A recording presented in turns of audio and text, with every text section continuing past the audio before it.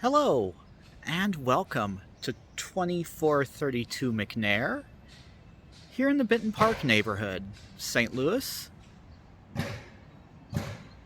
This house was built in 1893 and had the same family owner from 1893 all the way up until the 1970s. You can see we are 2 houses down from Blue City Deli. And looking at this house in particular, it has many of the trademarks of a house of that era. You have the mansard roof.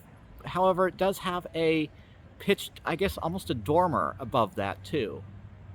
For the top floor, 2 main floors, as well as a basement. It's a side entry house, which means that we have a little brick courtyard that stays shaded by these tall buildings most of the time. So this family were a family of police officers, and looks like they were police officers over multiple generations for the city of St. Louis. They lived in this house in various configurations.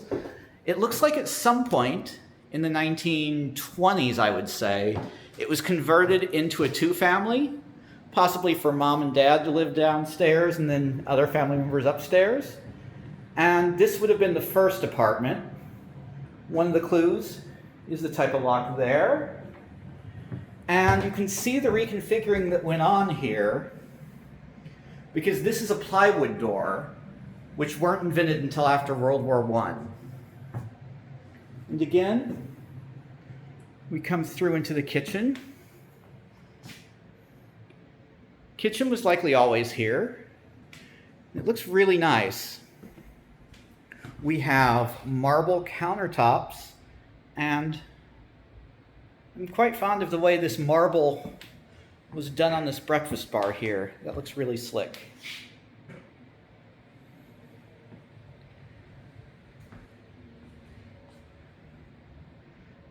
The island. Large sink. Again, original tall windows here. Very tall ceilings.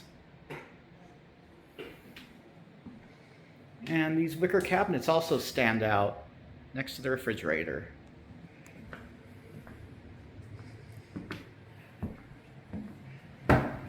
Coming through, we have the dining room. Again, with very high ceilings, typical of 1893. And these type of houses were built with one blind wall. It's a solid brick wall all the way up, and then the other wall with windows into the courtyard. There likely would have been, again, another stove or fireplace on this middle chimney breast. These are the original type of wood floors. And we have an original transom leading into the living room. The square rooms are another hallmark of this era.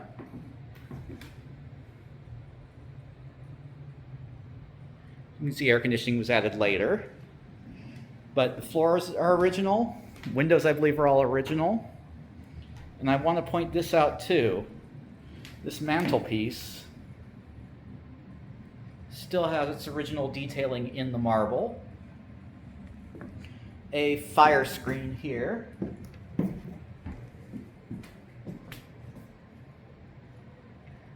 And again, really nice space. We have here this glass door. This does not look like it would be original 1893. You can see the 1920s era hardware on that. So that was likely added at the time the house was converted. It probably just had a standard door or something more old-fashioned there originally. We do have a main floor bathroom with, again, a skirted tub, which would have been probably 1920s era. Modern tile and hardware.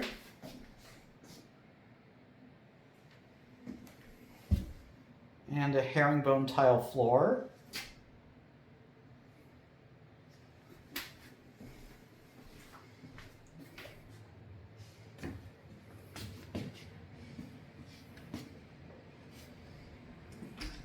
Coming back around, we have the outside.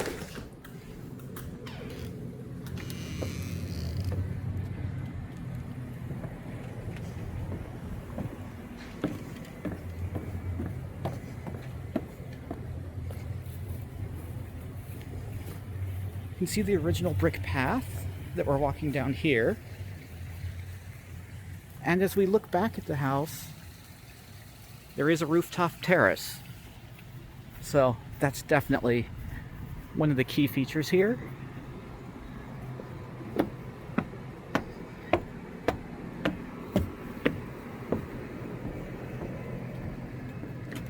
Coming back upstairs.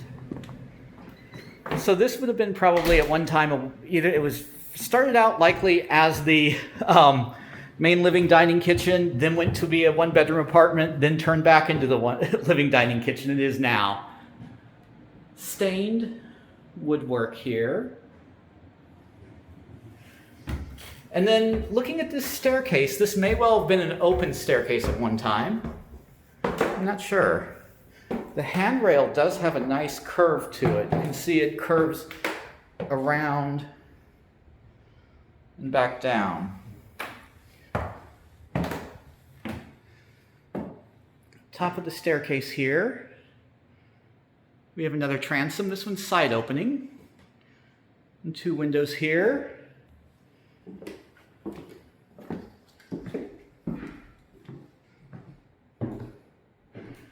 Coming through into a large room.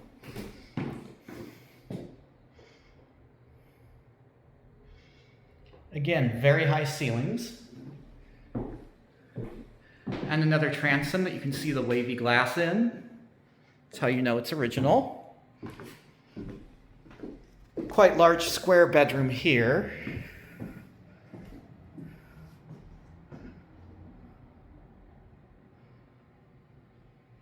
Very high ceilings. And because we're on the second floor, a slightly less ornate fireplace. This is probably cast iron, I believe. Yeah, it sounds like cast iron, but nicely decorated with a faux marble motif.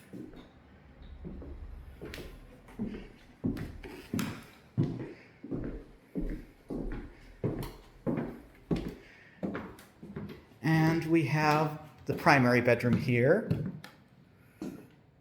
Exposed brick chimney breast. And when you look partway up, you can see these bricks in the middle that don't quite match. That's probably where the hole went for the stovepipe, when stoves were the primary method of heating a room. Again, we have this bathroom, which is on top of the other. 1920s tub. Subway tile. A linen closet, and then a closet for very tall people.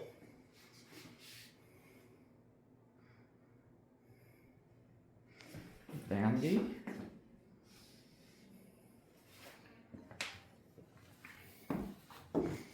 And this bedroom does have a gigantic walk-in closet, which looks like it was taken from the other room, which would have just been like a large walk-through room. So this is a much more useful way to use the space here. And again, we have another 1920s glass door. And here we have one of the originals. So this is the type of door which would have existed in 1900. You can see it's a panel construction door, and the hardware is a little bit more basic. It doesn't have those flourishes that the 1920s plate had. Again, this is another more pre-1900 door. And then as we go upstairs, this door is gigantic. It's probably 9 feet tall, but this is the way up to the top floor, which has its own multi-purpose room. It could be a bedroom, it could be a family room, really. And this gives a good example of how these roofs were done. At the front of the house, we have probably 8.5 foot. And it does slope down to the rear to maybe not even 7 feet tall. So that's how the water runs off to the back.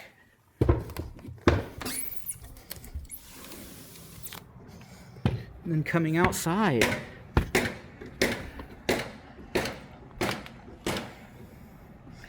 we have the rooftop deck, which gives a good view. And as you can see over the top of these trees, hey look kids, it's the arch.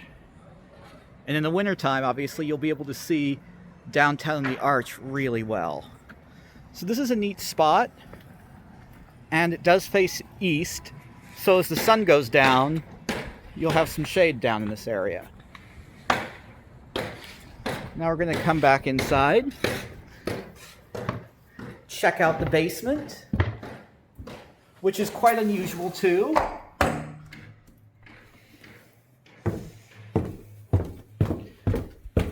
And see what's down there. So in the census, it's quite interesting to see. There was a unit A and then the regular just number, so there are 2 families living there.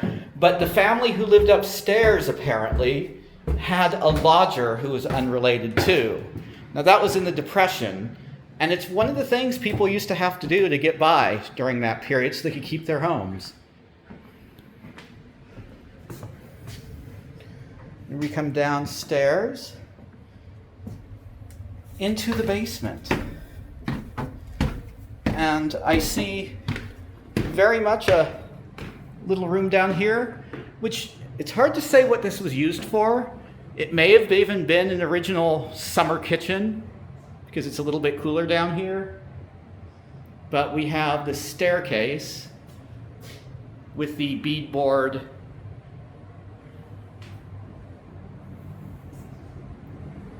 beadboarding, whatever you call it. And then we step up into this other portion of the basement.